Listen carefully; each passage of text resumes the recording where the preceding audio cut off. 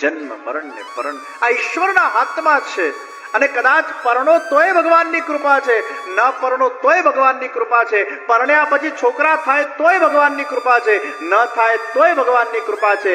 જે થાય અભાવ હોય કે પ્રભાવ હોય, આદિ હોય કે ઉપાધિ હોય, એમાં ભગવદ ઈચ્છાનું દર્શન કરીને ભગવાનની કૃપા માનવી અને એના સાથે રહેતા શીખવું. આ જ એક્સેપ્ટન્સ એ અગર સમાજમાં આવી જાય તો કોઈના લગ્ન થયા હોય કે ન થયા હોય સુખી થઈ શકે. એકલો માણસ યા તો યોગી બને યા તો ભોગી બને. એકલો માણસ એ પોતાના જીવનને આધ્યાત્મિક રીતે પણ ઉન્નત બનાવી શકે છે. કદાચ કંઈક ઈશ્વર ઈચ્છાથી કોઈના છોકરા નથી થયા, સંસાર આગળ નથી વધ્યું, તો એ લોકો જલ્દી પરવારી જશે 40, 45, 50 વર્ષે. પછી એમના આગળ પાછળ ચિંતા શું? અને ધર્મ માર્ગે આગળ વધીને, સમાજ કાર્યમાં આગળ વધીને એમનું આત્મોત્થાન કરી શકે, આત્મોદ્ધાર કરી શકે. એમના પાસે પછી કેટલો સમય છે. દરેક પરિસ્થિતિમાં we have to see the positivity out of it, not the negativity. કે જો ને બધાને છે ને અમારા ત્યાં પારણું નથી બંધાયું, અરે તારા ત્યાં નથી બંધાયું એમાં એની કૃપા છે, અને બંધાયું એમાં એની કૃપા છે. એ બંનેમાં કૃપાનું દર્શન કરો.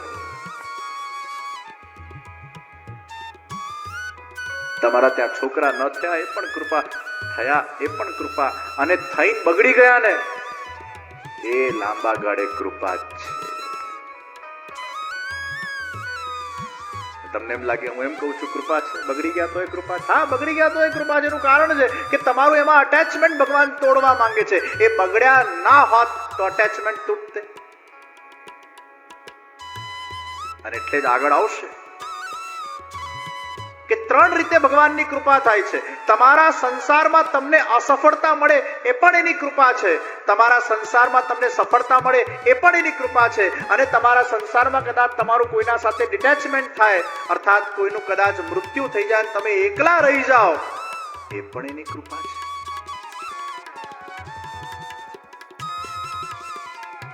જે કંઈ પણ તમારા સાથે થાય છે that is his grace. અને એ આપણને હમણાં ખબર નહીં પડે, એ લાંબા ગાળે આપણને ખબર પડશે કે કઈ રીતે ભગવાન તમારા પર કયા પ્રકારની કૃપા કરે છે. એક વૈષ્ણવ પરિવાર હતા, સકડી ભોગની સેવા કરે ઘરે, અને એકની એક દીકરી, બહુ વાલી દીકરી,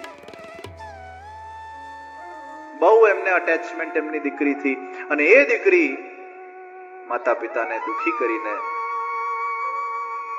ક્યાંક બીજા ધર્મના વ્યક્તિ સાથે એનું પાણીતર થયું. વિચાર કરો, એકની એક દીકરી હોય, માતા પિતાની ઘરે આટલી સેવા બિરાજતી હોય, સમાજમાં એનું નામ હોય, અને અન્ય ધર્મમાં માતા પિતાને કીધા વગર અગર એ પરણી જાય, એ માતા પિતા પર કેવો આભ તૂટ્યો હશે, કેટલું દુઃખ પહોંચ્યું હશે. જેને પાલી પોસીને તમે મોટી કરી હોય, અને પછી એ દીકરી તમને આવા સમાચાર કોઈક દાડો આપે, એ માતા પિતા પર શું વીતી હશે. અને એ પરિવાર સાથે મારે મળવાનું થયું. મારી એમના ઘરે પધરામણી હતી. બહુ રડતા, દિવસ રાત રડ્યા કરે. મેં એમને કીધું તમે કેમ રડો છો? મને કે રડીએ નહીં તો બીજું શું કરીએ.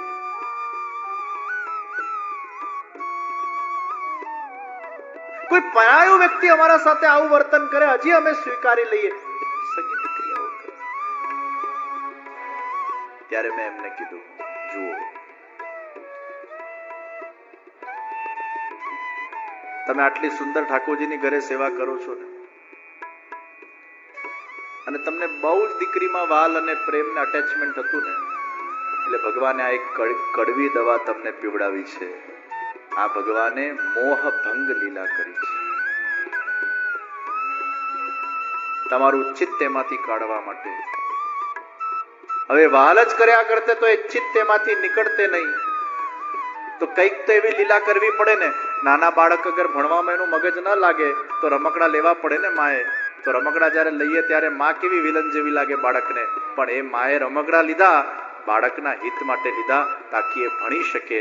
એમ ઘણીવાર ભગવાન પણ આપણા રમકડાઓ લઈ લે છે, જેથી કરીને ક્યાંક આપણામાં વૈરાગ પ્રગટ થાય, જ્ઞાન પ્રગટ થાય, આ સંસારનું સત્ય પ્રગટ થાય અને આપણે ભગવાનમાં વધુ ને વધુ જોડાઈને વિરક્તિપૂર્વક, જ્ઞાનપૂર્વક, ભક્તિના માધ્યમથી આપણા જીવનનો ઉદ્ધાર કરી શકીએ.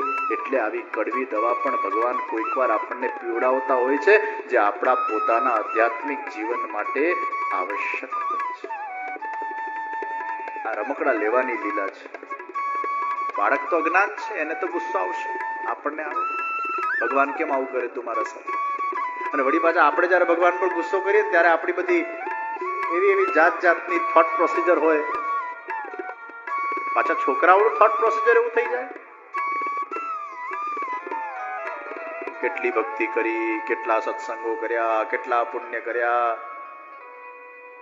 બધું જ કર્યું, ભગવાન તો અમારા સાથે આવું કરવાનું. કેવું ભગવાનને આપણે કહેતા હોઈએ છીએ. પણ તમે એમ કેમ નથી માનતા કે ભગવાન આપણું અહિત ક્યારે કરતા નથી? ડોક્ટર આપણી સર્જરી કરે તો આપણું અહિત કહેવાય? ડોક્ટર આપણું જયારે ડ્રેસિંગ કરે તો આપણું અહિત કહેવાય? કેટલું કષ્ટ થતું હોય છે ડ્રેસિંગના અંદર, તો આપણે ના પડી છે, નહીં કરતો, ના કરાવીએ છે, કારણ કે ક્યાંક એનાથી જ આપણો ઉપચાર થશે. એટલે હંમેશા એક વસ્તુ યાદ રાખજો, ઈશ્વર જે કંઈ પણ ઉપચાર કરે છે ને એમાં એની દયા છે, અને જે કંઈ પણ કરે છે એમાં એની કૃપા છે. એના પર છોડી દો. તમે ભક્ત છો ને એ બહુ મોટી વાત છે ભાઈ, કારણ કે ભક્તિ જેવા તેવાને મળતી નથી. તમે ભક્ત છો ને એ જ પ્રમાણ છે કે તમે ઈશ્વરના વાલા છો, અને ઈશ્વરના વાલાનો ઈશ્વર હંમેશા ઉદ્ધાર કરતા હોય છે. એની ચિંતા કરવાની જરૂર નથી. ચિંતા કાપી ન કાર્યા નિવેદિતાત્મભી કદાપિતિ ભગવાન અપી પુષ્ટિસ્તૌ ન કરિષ્યતિ લૌકિકીમ ચ ગતિમ. ક્યારે પણ ભગવાનના ભક્તોએ કોઈ પણ પ્રકારની ચિંતા કરવી નહીં. એનું કારણ છે કે એક વસ્તુ નક્કી થઈ ગઈ, તમે ભક્તિ કરો છો ને એ જ સૌથી મોટું પ્રમાણ કે તમે ઈશ્વરના વાલા છો, અને ઈશ્વર તમારાથી રાજી છે. પછી કદાચ તમને ઈશ્વર નારાજ કરે ને તો પણ એમાં એનો રાજીપો હશે, એમાં એનું કંઈક હિત કરવાની ભાવના હશે, તો જ એ તમને નારાજ કરે. એ લાંબા ગાળે સમજાશે, એ લાંબા ગાળે ખબર પડશે કે આવી લીલા ના થઈ હોત તો અમારા જીવનમાં આ પરિવર્તન ના આવ્યું હોત. અને એટલે જ શોર્ટ ટર્મ મિસઅન્ડરસ્ટેન્ડિંગ્સ એ હંમેશા નાના બાળકોમાં થાય. જે માં રમકડું લઈ લે અને બાળક ગુસ્સે થઈ જાય, એ બાળકની શોર્ટ ટર્મ ઇમેચ્યોરિટી ઓરિએન્ટેડ અન્ડરસ્ટેન્ડિંગ છે. જે લાંબા ગાળે એ માં બાળકનું હિત ઈચ્છે છે એ એના બુદ્ધિમાં આવતું નથી. આપણે પણ આવા બાળકના જેમ જ અજ્ઞાનતાપૂર્વક ઘણીવાર ઈશ્વરની લીલાને ન સમજીને, ઈશ્વરના કૃત્યને, ઈશ્વર આપણા સાથે જે કરી રહ્યો છે એને મિસઅન્ડરસ્ટેન્ડિંગ કરી.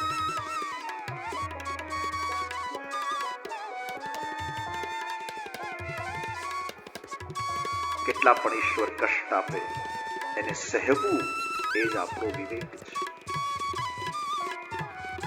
અને હું તો એમ કહું, ભક્તિ કરશો ને તો કષ્ટ આવશે. અનાઉન્સર ભાઈ બોલતા હતા હમણાં શરૂઆતમાં કે તમે ભાગવતજીની કથા સાંભળો તો પ્રોબ્લેમ ન આવે. પણ એમાં સુધારો કરું છું, પ્રોબ્લેમ તો આવશે જ. આ દુનિયામાં પ્રોબ્લેમ વગર જીવન જ નથી, સમસ્યા વગરનું જીવન જ નથી. સમસ્યા આવશે, આવશે, આવશે ને આવશે જ. એમ નથી કે આપણે ભક્તિ કરીએ તો સમસ્યા ન આવે, સમસ્યા તો આવે જ, પણ એ સમસ્યાનું સોલ્યુશન ભગવાન હંમેશા આપી દે, અથવા એ મોટી સમસ્યાને નાની સમસ્યા કરીને આપણા સામે મૂકી દે. એના 4 હાથ આપણા પર હોય તો સમસ્યા આવશે, પણ એમાં ક્યાંક માર્ગ પણ મળી જશે. ભક્તોના જીવનમાં સમસ્યાઓ આવી છે. ભગવાનના ચરિત્રોમાં આપણે જોઈએ છીએ કેટલી समस्याओं આવી છે. समस्या के बिना का जीवन ही नहीं है. और इसलिए मैं हर बार कहता हूं अपने प्रवचन में, कथाओं के अंदर, a rose cannot expect a life without thorns. If there is a rose, thorns are going to be there. गुलाब को कांटे वाली जिंदगी ही प्राप्त होती है और कांटों के बीच में ही गुलाब को रहना पड़ता है। उसी प्रकार ये संसार कांटे हैं और हम गुलाब है। अगर संसार में हम जीना चाहते हैं, रहना चाहते हैं, तो कांटों के बीच में, प्रॉब्लम्स के बीच में, समस्याओं के बीच में ही हमें गुलाब की तरह खिलना होगा और अपने सौंदर्य और अपनी सुगंध को सत्कर्मों के माध्यम से फैलाना होगा। तभी हमारे जीवन का उत्कृष्टतम यथार्थ रूप से जो जीवन हमें दिया गया है ईश्वर के द्वारा, वो सिद्ध हो पाएगा। પછી રડ્યા કરીએ કાંટા બહુ છે, કાંટા બહુ છે, કાંટા બહુ છે, તો પેલો ગુલાબ કરમાઈ जैसे गुलाब को गुलाब बनने दो, कांटों को बाजू में रहने दो। कई बार कांटे भी हमारी सुरक्षा करते हैं, उसी के बीच ये जीवन आसान नहीं है। ये जीवन कांटों से भरा है, उसके बीच में ही हमें कर्म करना पड़ता है। ये जीवन समुद्र के बीच की लहर जैसा है, वो लहरें आती जाती है, आती जाती है। अंत में विचार करो, लहरों बनता है नावा जो, अरे चालू लहरों में नावू पड़शे भाई, लहरों बनता है क्यारे तू नावा जशे, चालू लहरों में ज सत्कर्म करवा पड़शे, चालू लहरों में ज जहाज चलावવું પડશે, चालू लहर में ज स्नान करવું પડશે। आ जीवन छे जेनी लहरों क्यारे पण रोकाती नथी भाई।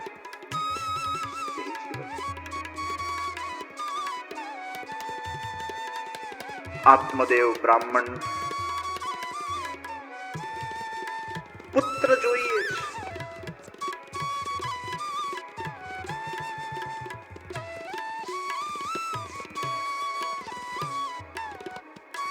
સંતે એક ફળ આપ્યું। બ્રાહ્મણના પત્નીનું નામ ધુંધુલી, અને ધુંધુલીનો સ્વભાવ કેવો છે? શંકાશીલ। જે સ્ત્રીમાં બહુ જ બધી શંકા હોય એમાં ધુંધલીના અંશો કહેવાય। ઝીણી ઝીણી વાત પર જે શંકા કુશંકા કરે, ડાઉટ્સ કરે, એ ધુંધલી। જેના જીવનમાં બધું ધુંધલું છે, આ ધુંધલી। અને ધુંધુલીના 9 દુર્ગુણો છે। આવા દુર્ગુણો અગર કોઈના અંદર હોય તો એમ માનવું આખી ધુંધલી નથી, પણ 0.% ધુંધલી કહેવાય। તો ધુંધલીનું સૌથી પહેલું દુર્ગુણ સ્વવાક્ય સ્થાપિતા, પોતાનો કક્કો સિદ્ધ કરે। હું જ સાચી, બધા ખોટા। સાચી હોય ને સાચી કે એ તો હજી સ્વીકાર્ય, પણ ખોટી હોય તો પણ પોતાના જાતને સાચી કે અને એને પાછું સ્થાપિત કરે। પંડિતજી ગીરે પર ટંગડી ઊંચી की ઊંચી।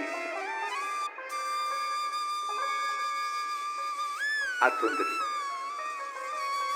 ધુંધલીનો બીજો દુર્ગુણ એ સુંદરી છે। આપણને લાગે સુંદર હોવું એ દુર્ગુણ છે, સુંદર હોવું એ સદગુણ છે।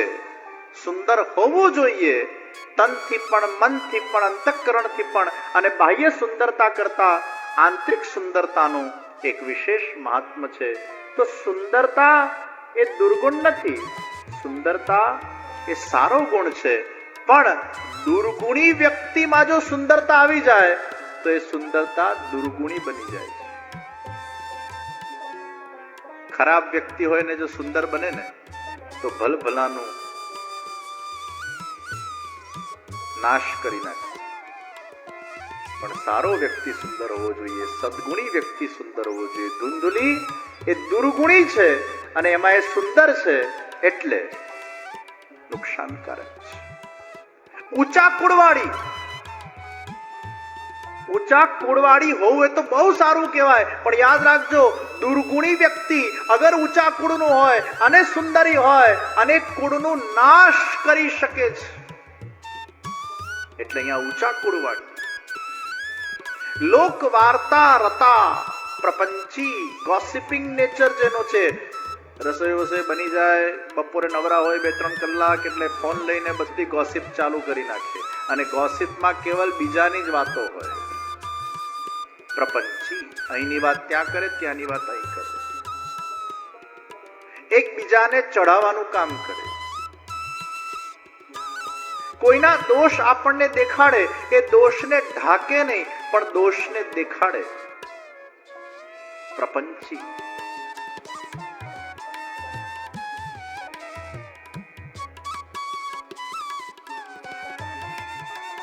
કોઈક વાર તમે કોઈકને ચેતવવા માટે, કોઈકના માટે અમુક વસ્તુ કહો એઝ અ વેલ વિશર, એક જુદી વાત છે.